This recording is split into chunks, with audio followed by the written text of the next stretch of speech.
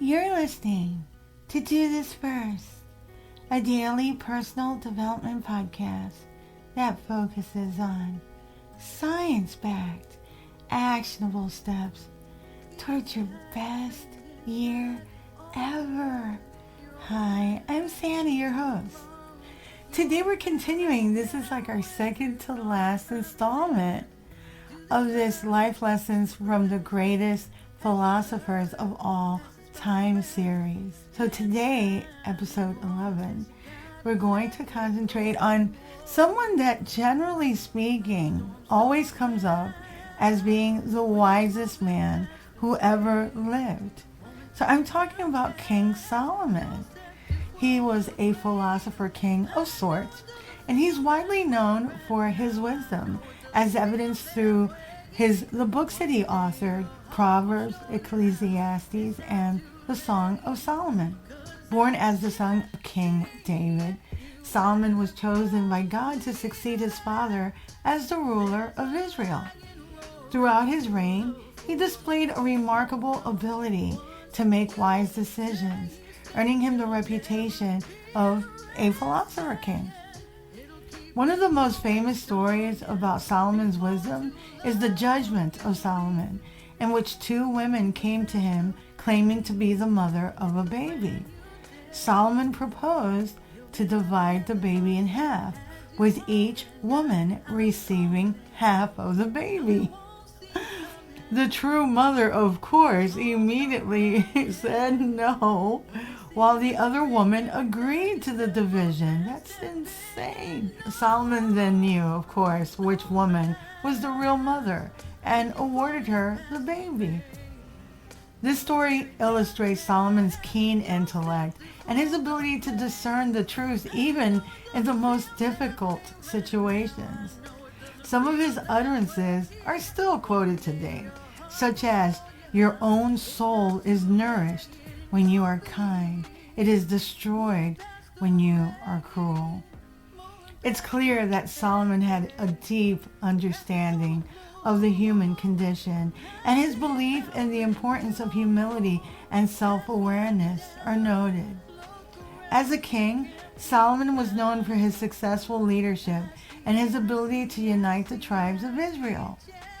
He built the first temple in Jerusalem, a symbol of his dedication to God and his commitment to his people. Under his rule, Israel experienced a period of peace and prosperity, becoming a powerful and respected nation in the ancient world. Despite his many achievements, Solomon's reign was not without its flaws. He is known for his many wives and concubines, a practice that was in direct violation of Jewish law and that ultimately led to his downfall. His excessive indulgence in wealth and luxury contributed to the decline of his kingdom and the division of Israel after his death.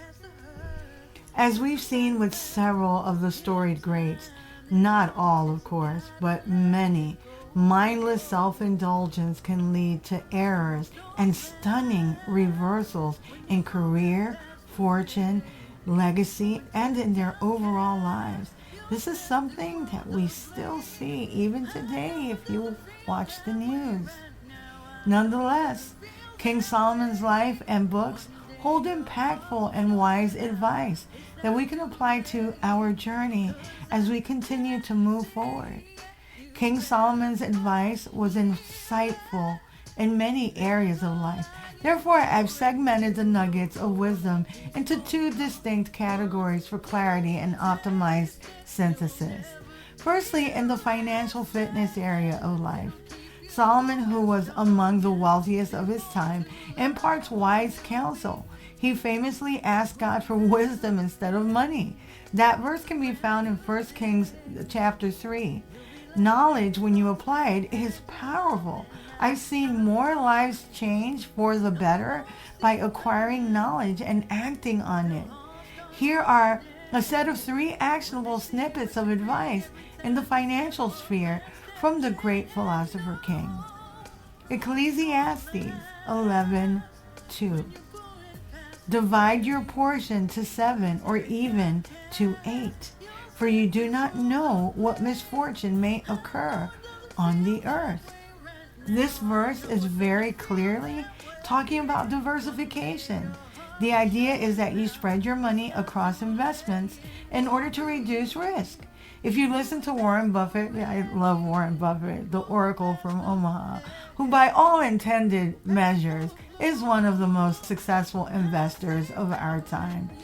He lives and dies by diversification. He says it's the way to go. I linked a guide to diversification from Fidelity to get you started. Proverbs 11:24 through 25.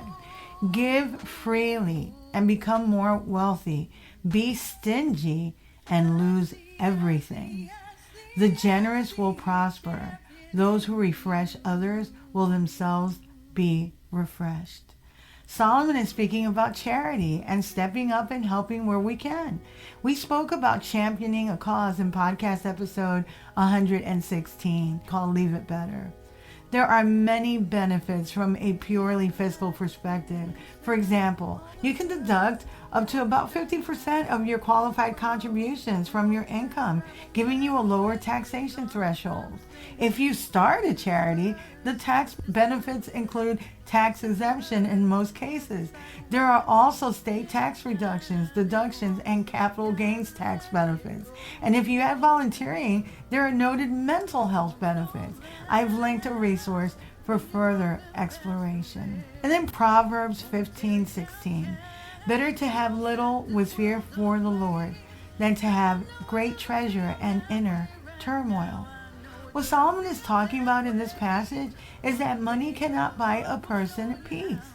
Peace is an internal job, and faith can play an important role in its attainment. This is an assertion that has been explored in psychology, neuroscience, and even in recovery.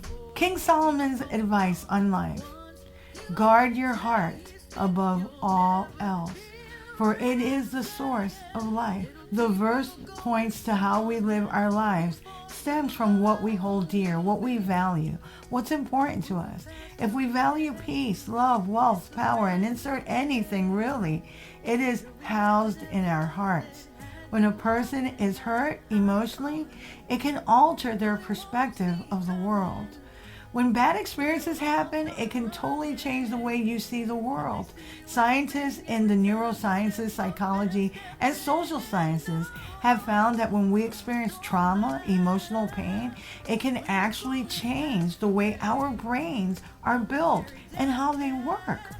Drugs, including excessive alcohol consumption, can also have a similar detrimental effect on our brains. The verse is telling us to protect our spirit, our hearts, from things that can hurt us and potentially make us act in ways that are incompatible with love, as the heart is love's natural house or resting place. Proverbs 4:23. Iron sharpens iron, and one person sharpens another. This is a great verse that supports ongoing education and personal development.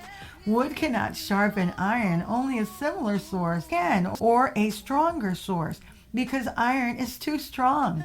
We learn the most when we are challenged and stretched to move past our comfort zone and beyond our wildest expectations. People that encourage us to go further, to reach higher, and to iterate new dreams or goals with a continuous improvement mindset are priceless. These are the ones you want on your team, in your sphere of influence, and in your life. And that can be found in Proverbs 27:17. King Solomon was generally regarded as one of the wealthiest and wisest kings to walk planet Earth. At the end of his life, he was able to understand that he had fallen far from his principles, from his faith, and urged everyone to fear God. I interpret fear in the Bible as to revere, to respect. If you like what you're hearing, don't forget to leave a review. You can follow me on my YouTube channel at Do This First. You can also read a transcript of this podcast episode and all of my podcast episodes on my website, dothisfirst.life. And while you're there, you can sign up for my new weekly newsletter, which will keep you in the loop of my public engagements as they become available, and new merch and all these exciting things that we have happening this upcoming year. I also like to provide the newest research on brain health and optimizing your life and staying positive. You can also listen to all of my podcast episodes. They are on my website. And if you go to the first page and you look at the footer, which is at the bottom of the landing page, you'll see a lot of hyperlinks for some of the series that I've already completed that you might enjoy. Tomorrow, we'll be finishing up our life lessons from the greatest philosophers of all time. Till tomorrow. Moving past the rain, moving past the pain, or past the color blue. I see power in you. Past welded down. Look around, they can't be found. I see a champion in you.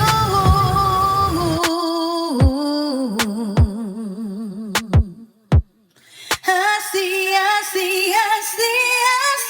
a champion